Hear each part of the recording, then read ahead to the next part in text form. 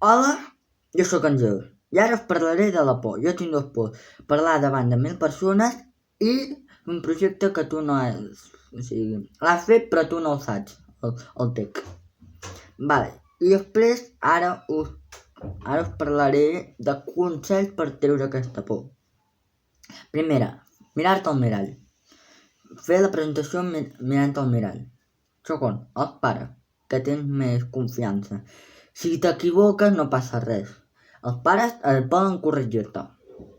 Tercera, els amics, els teus millors amics o amigues.